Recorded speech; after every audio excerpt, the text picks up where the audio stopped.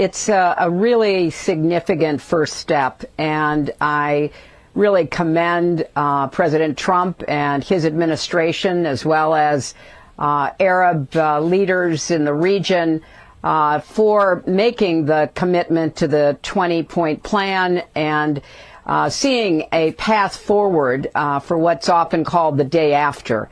Most importantly, the conflict hopefully will end with the ceasefire, the hostages will be returned, and then the very hard work of rebuilding Gaza, of finding the kind of security that Israel and the Palestinians after Hamas deserve to have, moving forward with the other points in the plan to try to create an opportunity for Palestinians to have a better life and for Israel to have greater peace and security. I am very hopeful that we'll be able to see progress.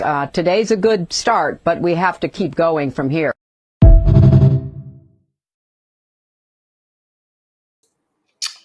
Yep, we have to keep going from here. That was not AI generated, in case you're wondering. Hell has actually frozen over. That was Hillary Clinton giving praise where praise is due. Something that many on the left and Democrats just can't bring themselves to do, which is sad. It doesn't matter what Donald Trump does. They're just not going to approve of it. He could be filmed walking on water like Christ did, and they would say, oh, well, Trump can't swim. He could actually come up with a cure for cancer. And they would say, oh, well, he didn't cure HIV, so it doesn't matter. They will continue to double down on stupid and make fools out of themselves. But we must give credit where credit is due. And for that, Hillary Clinton put on her big girl pants and stepped up and gave credit to Donald J. Trump for what took place in the past few hours in Gaza and Palestine. You had many places you could be tonight. You chose to be here with me, and for that, I am forever grateful. Thank you very, very much. Tonight's show will be a little shorter than normal because my wife had surgery today, and I would like to spend a little time with her, waiting on her hand and foot, as I normally do. And when I'm not waiting on her hand and foot, I Google it often, how to be a better husband. ChatGPT works out great for that as well. So, but she's doing really well. Surgery went fine. And I just decided I'd go ahead and do the movie or do the show since she's sitting up now and watching TV and is going to get well really, really soon.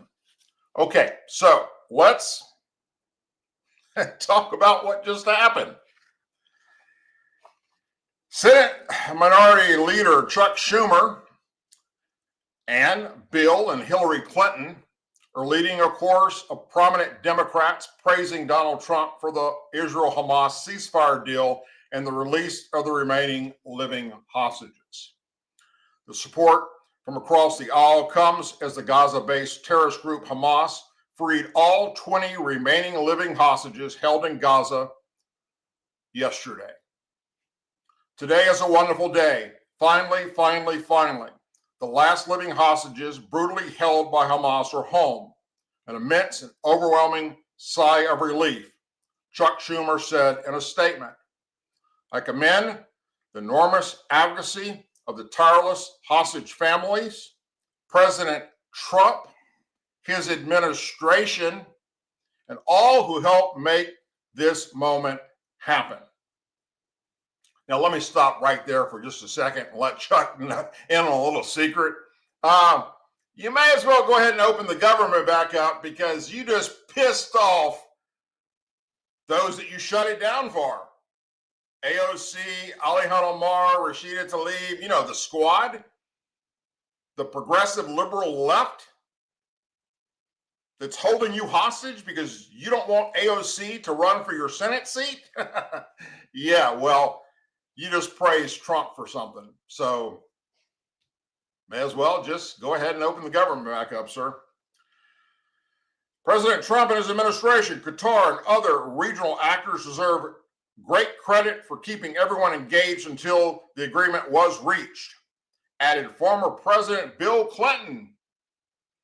Trump visited Israel on Monday to address Israel's parliament and met some of the families of the released hostages. While returning home on Air Force One, the president was asked by a reporter for his reaction to Clinton's remarks. I've always liked Bill Clinton. I've always gotten along with him, Trump said. I thought it was very nice, actually. And what is he doing? He's telling the truth. Former Secretary of State Hillary Clinton also praised Trump, telling CBS News Nora O'Donnell on Friday, I'm really commend President Trump and his administration, as well as Arab leaders in the region, for making a commitment to a 20-point plan and seeing a path forward for what's often called the day after. The Trump administration had published a 20-point plan in late September on how it would end the war in Gaza. I commend the people who have been part of this process. I commend the Qataris, the Egyptians, and the president, former Vice President Kamala Harris, who ran against Trump in 2024, said in an interview on MSNBC that aired on Sunday. And that has got the left all pissed off. How dare you give Trump credit for anything? How dare you be so stupid to not realize what great things one man and the people he's put in positions have done for this country and for the world. Now, he's got to bring an end to the Russia-Ukraine conflict. And I do believe we're going to see that taking place very soon, because there's a game changer here. Trump is about to allow Ukraine to have U.S.-made Tomahawk missiles, which means they will be able to strike terror into downtown Moscow and hit any and all targets in Russia.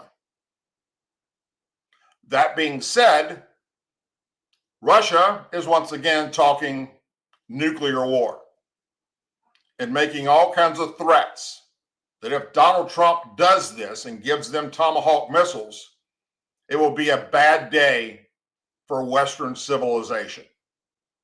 Well, it'll be a bad day for humanity if you launch a nuclear weapon against anyone, because then we do the same. And then that's it. Mankind's over with. So, one or two things are going to happen. I predict Russia is going to stop the war when Ukraine has these Tomahawk missiles,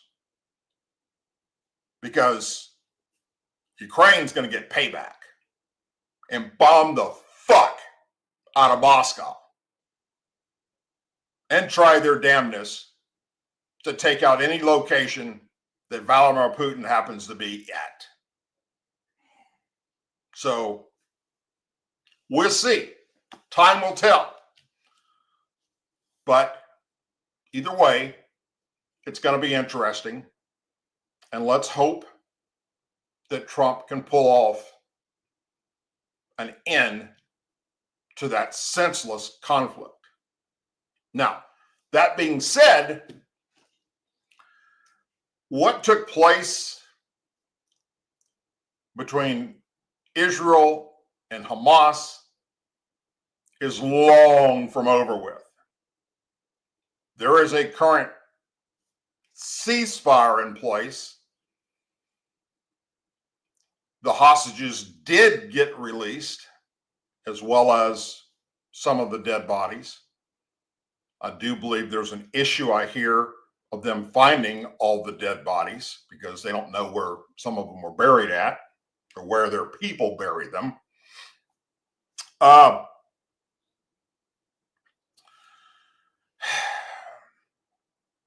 There's already been a break in the ceasefire today. This morning, there were some Hamas people that infiltrated or tried to infiltrate an area that is a no-go zone that Israel set up, that you will not come past this point.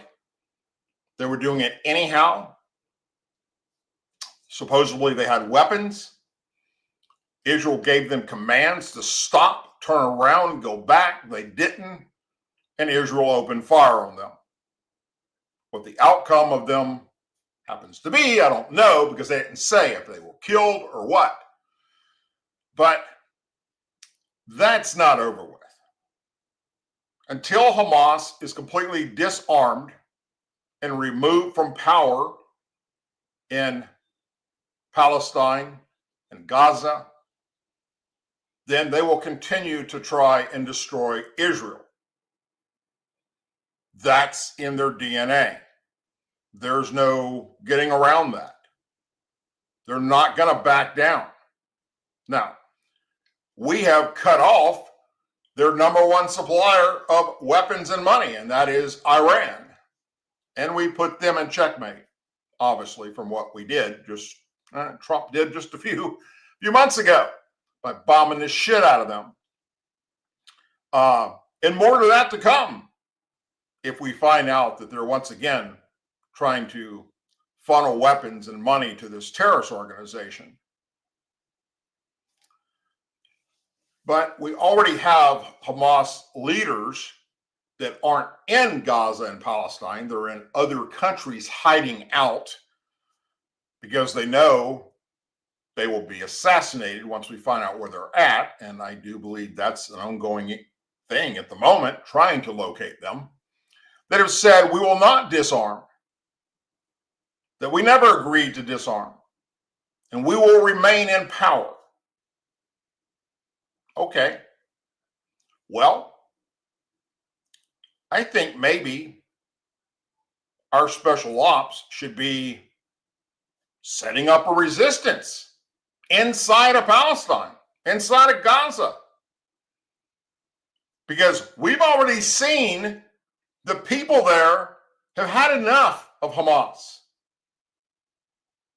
They need a way to fight back. So maybe set them up with weapons. Either way you look at it, Hamas has to go. They have to be eliminated. And as much as I hate to say it, we need to be more actively involved in making sure that happens for the safety of all of mankind.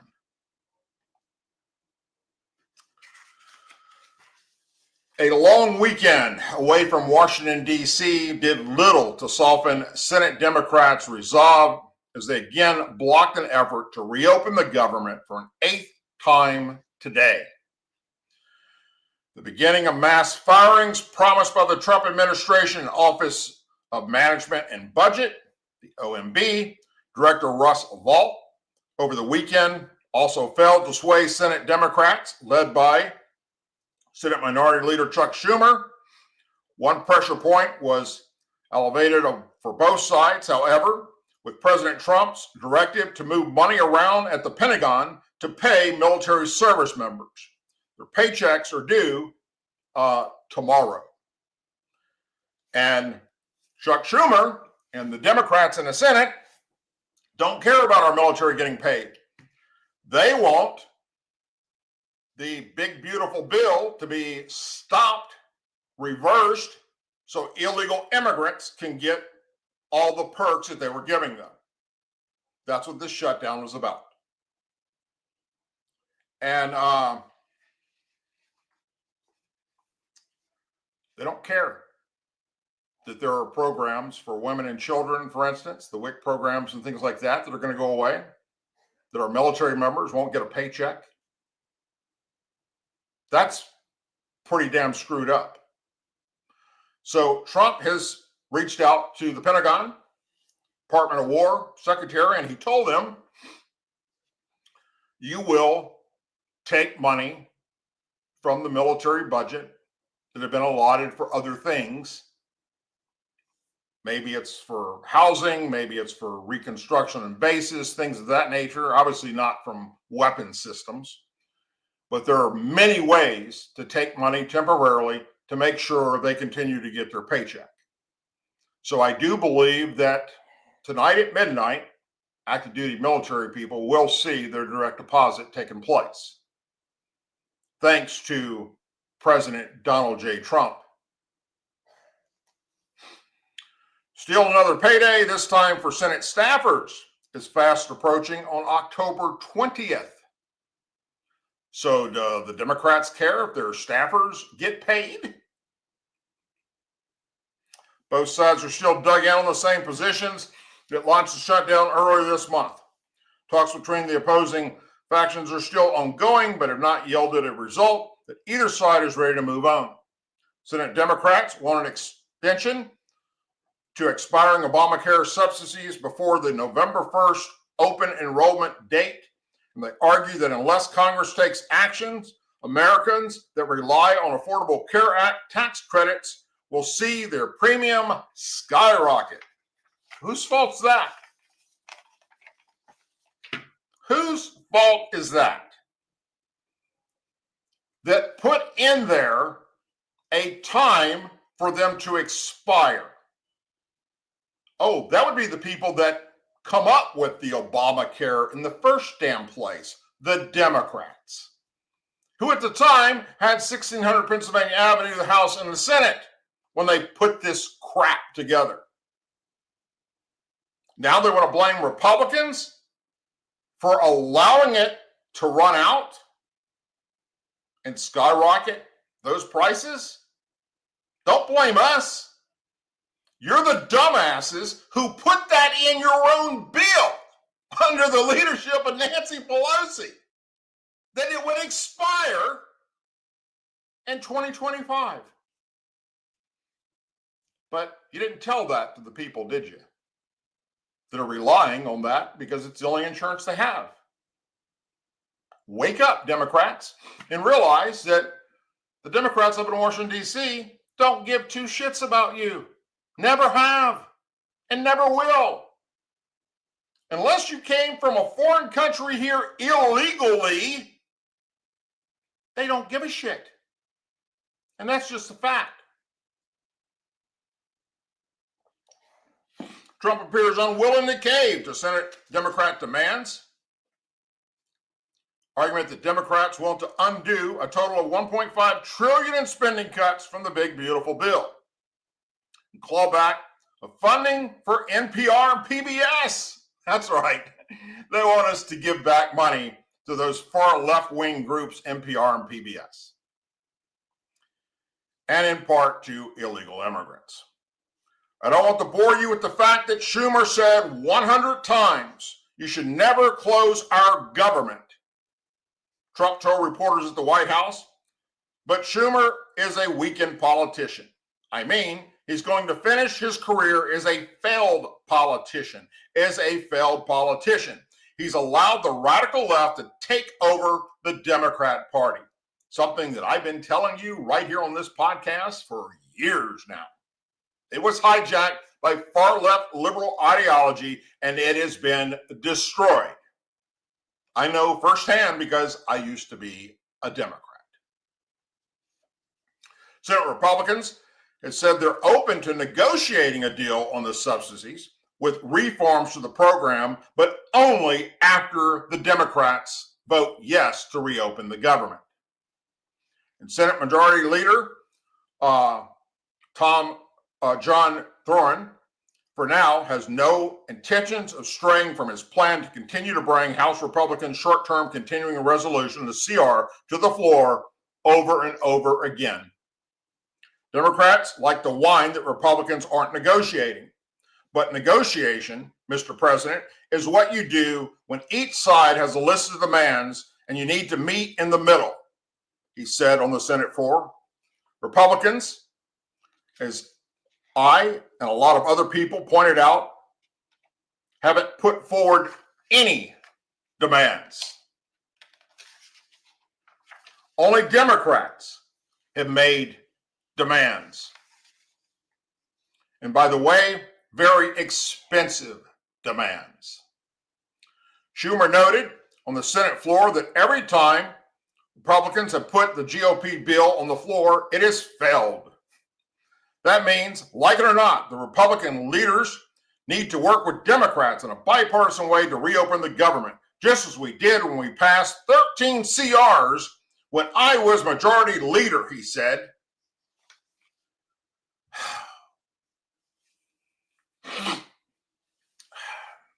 That's right.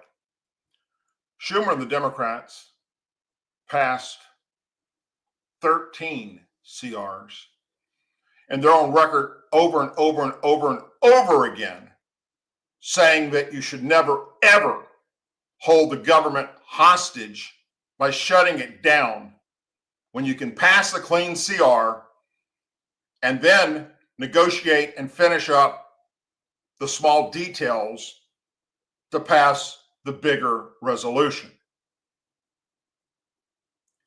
But when the squad comes after you, and in this case, AOC threatening to run against Schumer and take away his Senate seat, Schumer caved. The administration's movement on the reduction in force over the weekend and the lingering threat that thousands of non-essential furlough federal employees may not get back pay once the shutdown ends have not swayed any Senate Democrats. There were no surprise during the vote, either with most of the same Democrat caucus members, Senators Kathleen Cortez Mazzeo, Democrat Nevada, Augusta King, Independent Maine, breaking ranks with Schumer to vote for the bill. Senator John Fetterman, Democrat Pennsylvania, who has voted with Republicans on the same legislation each time, did not vote tonight. Donald Trump coming to the negotiation table. Senator Chris Van Hollen, Democrat Maine, said in a rally outside the OMB on Tuesday, today, bring down costs and prices and stop inflicting harm and terrorizing federal employees and the American people. That's you, guys. The Republicans all voted in favor to open the government, keep it running. Passing a clean CR that doesn't have any other fucking pork in it.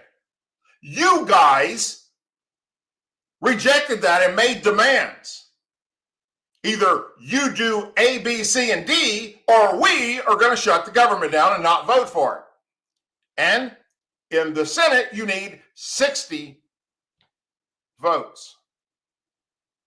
So it doesn't matter that the Republicans have the Senate and the House in 1600 Pennsylvania Avenue when it comes to a filibuster, which is what the Democrats are doing. While most action on Capitol Hill has grounded to a halt as the shutdown continues, the House, for example, has been out of session for over 3 weeks. The Senate has moved on other legislation, including the 2026 National Defense Authorization Act and a massive package of Trump's nominees. Senator Thune also teed up the defense spending bill for a vote to take place on Thursday in a bid to jumpstart the appropriations process in the upper chamber. The House has already passed its version of the bill too. The latest failed attempt comes on the 14th day of the government shutdown, but all but assures that the closure will last into at least a third week. It also puts this shutdown in particular into historical territory. Well, the longest shutdown on record from late 2018 to early 2019 was under Trump's first term. It was also partial. A handful of appropriation bills had already passed at the time, including funding for the legislative branch and defense. But the longest full shutdown happened over 2 decades earlier under former President Bill Clinton between late 1995 and early 1996. That shutdown lasted 21 days and was over a budget dispute between Clinton and then House Speaker Newt Gingrich. That particular dispute also led to 2 shutdowns in that fiscal year, the first in November and the second setting the 21-day record. It's pretty damn simple. It is the Schumer shutdown, period. End of story. Stick a fork in it. That's who's responsible for this chaos that is happening. No one else but that weak-ass little bitch.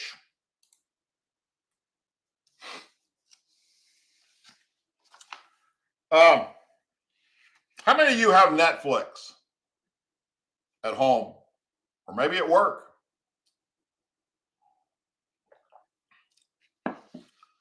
Republican Tim Burchett of Tennessee called Netflix demonic for targeting children with pro-transgender content, and he wants the screaming giant executives to explain their intentions on Capitol Hill. Burchett penned a letter to House Oversight Committee Chair James Comer last week expressing interest in calling Netflix executives to Capitol Hill after a viral clip of a children's show called Dead End Paranormal Park showed a character coming out as transsexual. The show aired in 2022 with only 20 episodes. We need to get them for the committee and ask them what their intentions are with this and if, in fact, they realize what the heck is going on, he said. If they don't come in voluntarily, we ought to subpoena them because this is a serious issue. It affects the mental health of our young people, the moral degradation of our society, he continued. And I would love to sit across the table and ask them some questions. Dead End Paranormal Park is not the first Netflix program to offend conservative parents. Another Netflix kids show, Strawberry Shortcake, Barry in the Big City, promoted transgender drag queens. And Netflix, the Babysitters Club, featured a child character shaming doctors for referring to a trans child patient by the pronouns of their biological sex. Netflix Transformers Earth's Park has also come under fire for pushing the term non-binary, despite being geared to children as young as 7. While Monster High, the movie featuring teenage characters explaining their preferred pronouns, billionaire Elon Musk is among the many Americans who've called for parents to cancel Netflix. Senator Burchett also admitted he enjoyed Martin Scorsese's The Irishman on Netflix before the disputes over children content on the platform, wants to ensure Netflix honchos are peppered with questions, and believes it is a critical issue for all parents in America. I would hope that Congress would rein these corporation giants in to the fact they do have to have some moral standards. Spreading this demonic filth to our children is definitely wrong, the congressman said. The transgender issue is a mental health issue. I don't think we should be celebrating or promoting it. It's harmful to these folks, he said, these children. The shows that are targeting for children, for instance, are showing a little boy coming out as a girl, which is biologically impossible. To me, they're just recruiting or grooming young children. As for what kind of authority Congress has to comply or to get Netflix to do this, to change their course. The lawmaker said it simply depends on how they respond to the subpoenas. It's always a First Amendment right, but the First Amendment goes so far, you can't yell fire in a crowded theater. People will get trampled running out. You could be held liable for that. So it does have its limitations, he said. I'm sure the First Amendment folks will be concerned, as they should, he continued. But again, I don't think the First Amendment was any shape, form, or fashion was designed to protect people from harming our children, which is exactly what this is about, he said. Communications corporations, the FCC, could also get involved. However, we're well aware that the FCC guidelines are designed for content over the airways, whereas modern content is largely digital. We're going to have to address all these matters, he said. The Tennessee lawmaker pointed to the COVID pandemic as contributing to a major increase in promotion of transgender issues targeting towards children. When we cut our young children off from any interaction other than with the computer screen, I think we saw that market explode for those folks to recruit and to groom young children. And I think it is very wrong. And I agree with you, sir. It is very wrong. It is sick. It is twisted. And there is no place in our society for this kind of crap. I will go a step further. People that are pushing this on children should be held accountable, and our Department of Justice and FBI should be arresting these people. If you're putting together drag queen shows in schools for elementary students and our public libraries for children, you need to go to jail. And the parents who brought their kids to these shows and are okay with this should be investigated by Child Protective Services. This is not okay. What you do as an adult consenting with another adult is your business behind closed doors. If you're a guy and you want to dress up as a chick, I don't give a fuck. But when you're doing it and pushing it on our youth, I have a problem. And so do most Americans. This is not okay. This is an ongoing issue that I've been talking about for quite some time now on this podcast. One would think that we wouldn't be talking about it still today, but we are. Thankfully, with this current administration, we're cracking down on the government doing this crap because that's right, under the Biden-Harris administration, our own military was promoting transsexual bullshit. Our own military was allowing trans shows to happen at the NCO clubs on base, and trans shows to do story hours on base at the elementary schools for the military children. That's wrong. And that has been ended under this administration. Furthermore, the United States Navy,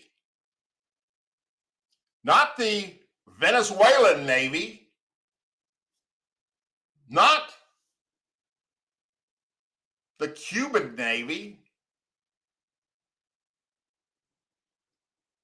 the United States Navy Recruitment Command found in their ranks a sailor, a biological male that liked to dress up as a trans person to do commercials and promote trans people joining the Navy. We reported on it right here on this show a few years ago. Well, all that shit is now being done away with. And you're no longer allowed to do that shit in our government. But in the private sector, it's happening a lot. And the best thing we can do is concern American citizens, is boycott the shit out of these companies that continue to do that kind of stuff. Just like we did with Bud Light. Now, this next story you may or may not have heard anything about. Probably have absolutely no clue who this guy is. But he just found himself in a heap of trouble. A community college professor in Kansas of all places, has advocated doxing ICE agents as well as community interference with their operations. Audit of a social media account belonging to him shows. His name is Stephen Workminister. That'd be him. Is an English professor at Johnson County Community College in Oak Park, Kansas. He goes by Steve W. and uses the handle swerksminister.bisky.social on Blue Sky, a prominent left-wing spinoff of X, formerly Twitter, where he describes himself as a slacker and left of the dial. Yesterday, he reposted a flyer distributed by the left-wing advocacy group teaching anti-ICE advocates to use whistles to order to disrupt ICE operations. The flyer explained that blowing whistles when ICE agents are in the area allows people to follow ICE caravans, alert neighbors to join in and catch up with the crowd. He also shared a post by John Perbrowitz, a known far-left internet activist, encouraging family members to out relatives who work for ICE. Good people need to start outing their ICE family members, neighbors, and community members, the post says. They need to be made into ferrets in places decent Americans gather. On multiple occasions, he referred to federal immigration enforcement as kidnapping and appears paranoid that he and his family will be kidnapped by ICE because of their brown skin. He said he communicated to the Johnson Community College staff his desire to teach online from overseas. I talked to our chair and the college president to see if I can just move online and teach from a safe location overseas. My family and I can be kidnapped by the government anytime because our skin is brown. And so far, they're compassionately non-committal, lots of empty phrases, he said on October 10th post. A Rutgers University professor, Mark Brary, nicknamed Dr. Antifa, fled to Spain last week after President Donald Trump labeled Antifa a domestic terrorist organization. After an apparent trip overseas, Workminister explained his protocol for re-entering the United States. Even though our citizenship is beyond question in any normal legal sense, we're brown. So I texted my family as soon as we landed and told them I'll text again once we get past customs. If they didn't get a second text, then know we've been detained and need lawyers right away, he posted. Then once we were safely at the gate, I realized my anxiety over the culture of violence and preparatory aggression in this country has returned, he said in a follow-up post. I never once felt threatened abroad. It's a national shame that the most dangerous part of our trip was coming home to our own country. Some of his specifically targets white people. It's tough to live with the knowledge that wherever you go, to the store or to my office or out for a walk or anywhere really, packs of white Americans are out hunting and kidnapping people who look like me, he said. It's psychological terrorism for the crime of being born brown in America. Said white males realize they can't compete on a more level playing field, so we need to force women back into the kitchen and black and brown folks back into the fields. They've had others carry them for 500 years, and they can't win without white privilege. Community college is an open dialogue institution and values of Johnson County Community College is something we hold true for all, the spokesperson said in a brief statement. And then this freaking idiot also said that that the biggest problem in America is white men. Now this idiot will feel the full weight of the FBI and Department of Justice right up his liberal ass. So, speaking of the people that the Trump administration is rounding up, black and brown people. Watch this clip and listen closely, liberals. That, as Pritzker frames it, you are profiling brown people, that this immigration crackdown is designed to go after people of color. It's such a, oh, what a dumb question. The illegal aliens who are here are taking jobs away from blacks, they're taking jobs away from whites, they're taking jobs away from Latinos, they're taking their health benefits away, they're taking their school slots away, and of course in many cases they're committing heinous crimes. We cannot have a system of law in this country that privileges illegal aliens over American citizens, and that's what they're doing. You know it, and I know it. So that's not exactly a no, Stephen. Can you just unequivocally state that the immigration policy... I said it's a dumb question. Okay. Well, I appreciate that, but and it's a dumb question. So no, this policy is not designed to... I thought when I said it was a dumb question, it meant no.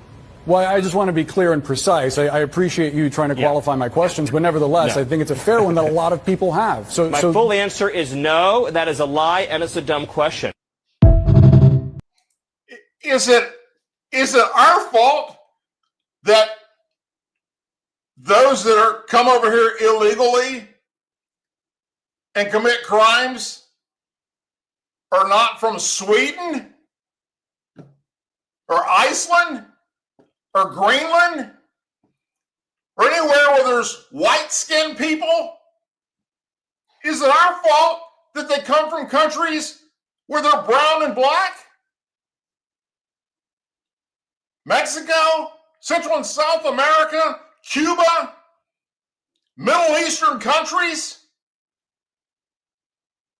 We don't give a shit if you're white, black, brown, purple, green. It does not matter. If you're here illegally and you're committing crimes, your ass needs to fucking be deported. It's that simple. Don't try and make this into something it's not and claim that the Trump administration are a bunch of racist bigots. That shit has already failed. You're not going to get anywhere. You're not going to get any sympathy for those of us that put the Republicans back in power. In fact, all you're going to do is make damn sure come midterms that you're never back in power because of your stupidity. Now, there are a few things that I would like you to watch and listen to. One is Bill Maher. Bill Maher is somebody that, for those of you who have been watching this show for a long time, know that I have no love for this man. He is a far left liberal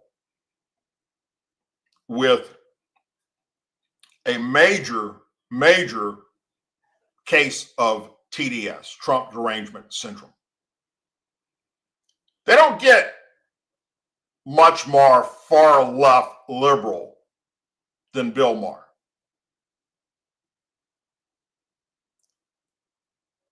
But even he sees the light.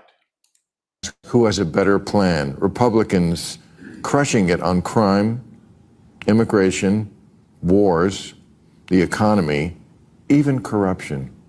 Democrats win by 2 points on respect for democracy. Now, some of this is just because people are fucking stupid. 2 points on respect for democracy. Democrats win on health care, environment, women's rights, respect for... But on those issues, I bet you that are the big ones that they vote on more: crime, immigration, wars, economy, corruption.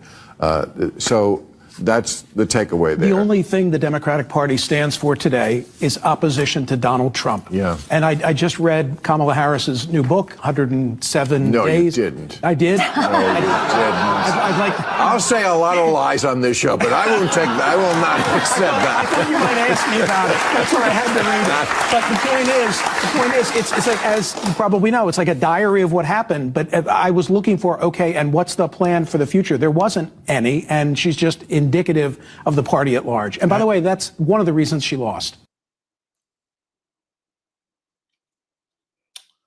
You're losing Bill Maher.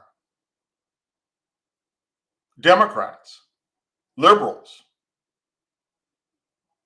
Bill Maher even sees that what we have happening here in America under this administration is good for the country. It's good for across the globe. But it's not just Bill Maher that the Democrats are losing and the liberals, but their biggest propaganda, Trump derangement syndrome spreader of fake news against Trump is CNN. And even CNN is admitting that we're doing really fucking good. To get it around their heads that Americans are far more hawkish on crime than they think that they are. What are we talking about? Trump's net approval handling crime. Where was he last year? He was way underwater at minus 13 points, views of term number one.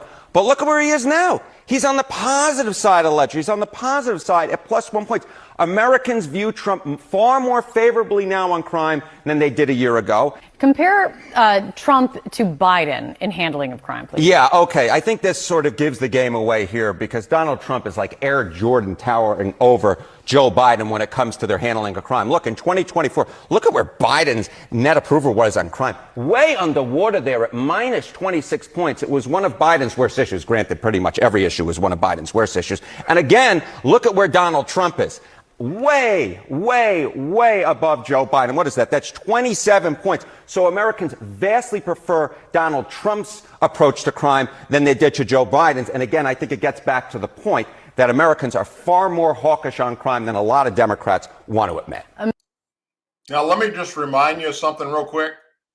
You're not watching Fox News. You're watching CNN.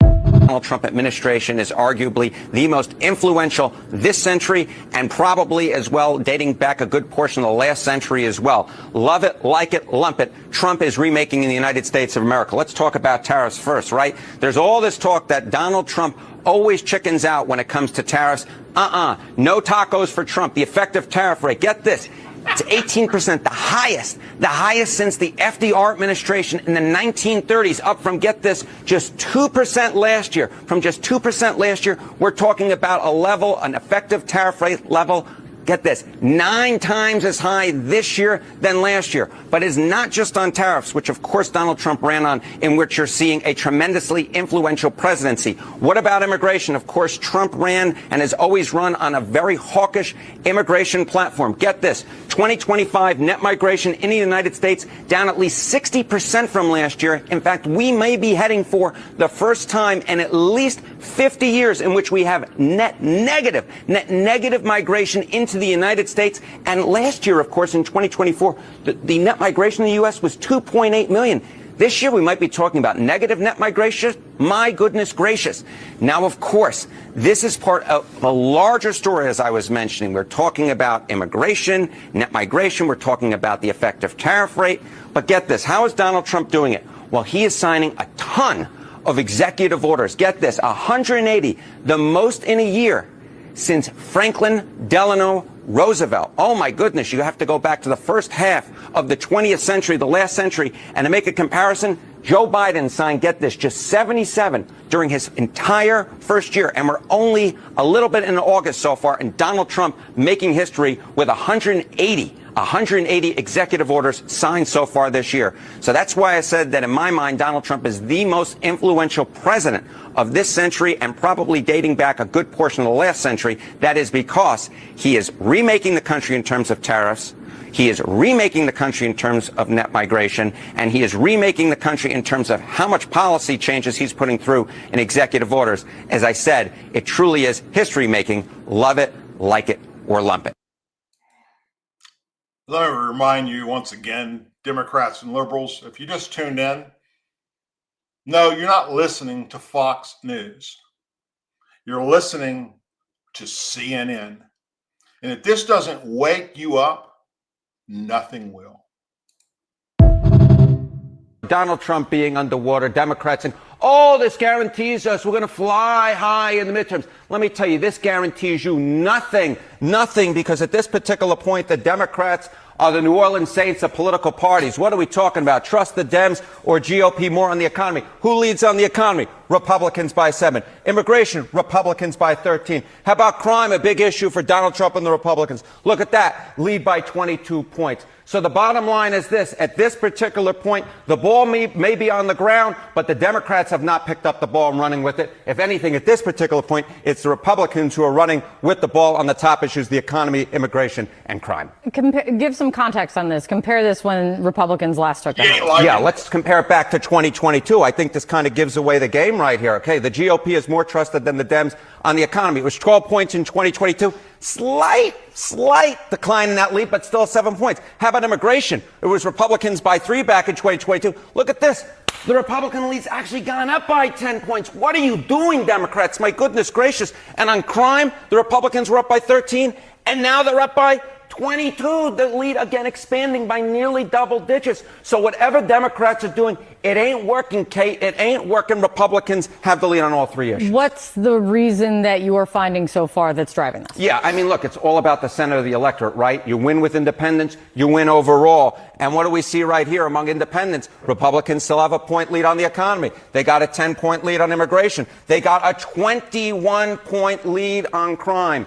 The bottom line is, when you look at these numbers, Democrats should call their offices, because at this particular point, even if Republicans, or even if the public doesn't like what Donald Trump is doing, they ain't necessarily liking what Democrats are doing. And it ain't just a referendum on one party. You actually have to go out and beat that party. At this particular point, Democrats are not able to beat Republicans. They still and again, this isn't as Donald Trump came into office. These are numbers from this month. These are numbers from September of 2025. We still find that the Republicans leading on all 3 of these issues. Well, I know it just drives you batshit crazy if you're a liberal or a liberal Democrat to listen to CNN. And as we've already showed you tonight, former Democrat members of the Biden-Harris administration, former Democrat presidents praising Donald Trump. While the current Democrats, for the most part, up in Washington, D.C., want to continue to say that Donald Trump is a threat to democracy, Donald Trump is a racist, Donald Trump is a bigot, Donald Trump is a Nazi, Donald Trump is a Hitler wannabe, Donald Trump is a king wannabe. All this absolute nonsense that the same things that saw to it they lost in a massive way this past election, they're doubling down on. They're not letting up. That's a mental health crisis right there, folks. When you do something that's fucked up and doesn't work, And you keep doing it, expecting a different outcome if you just do it stronger and harder, and instead it makes it worse. At what point do you realize I got to reverse course? At what point do you go, this ain't working? Well, the Democrat Party leadership in Congress, governors, and mayors across this country are doubling down on stupid. The same things that made them lose the last election is going to make them lose at midterms. The party that I once belonged to was hijacked a long time ago by liberal ideology. And more regular Democrats out there in our society that aren't into politics, that just work a job, trying to put food on the table, raise their family, are waking up and realizing that the Democrat Party left them a long damn time ago. Currently, as I speak, the Democrat Party as a whole has lost more people changing their registration from Democrat to Republican or Independent than ever in the history of the party. And the Republican Party today is gaining more people than ever in its entire history. That should be a wake-up call. Anyhow, you had many places you could be tonight. You chose to be here with me, and for that, I am forever grateful. I thank you very, very much. Whether you're watching us tonight live from, we go out live on YouTube, on Rumble, on X, formerly Twitter. Please like, subscribe, share the show, share the videos with your family and friends. Let them know that every now and then Mr. Doug says a bad word or 20. So if they got little ones in the room, to be aware of that. Also, check out DouglasDucote.com, our website. And I just mentioned that the book, Baton Rouge to Baghdad and Back, is coming out really soon. We're hoping it's going to be available prior to Thanksgiving. It's looking that way. I was just talking to my publisher today, and we're getting there. So it's going to be available in hardback, paperback, digital, and it's going to be available everywhere. Anywhere you can buy books, whether it's online, whether it's Amazon, whether it's Barnes & Noble. Plus, I'll be going out and doing some book signing tours. So I hope that you will come join us, come out, say hello. I'd love to meet you, shake your hand. Thank you for your support, and sign your book for me. I'll be back on Thursday night for another live program. I hope you will join us. As always, please say a prayer for our men and women serving the United States military, our veterans, our law enforcement officers, our first responders and their families, our angel families, our blue and gold star families, and our country. And also, I'd like to say a big shout out to my moderators who do one hell of a job trying to keep everything in line and do a lot of work behind the scenes for this podcast to make it run smoothly and make it run professionally. And I thank them very, very much. Take care, everyone. God bless you, and I'll see you on Thursday.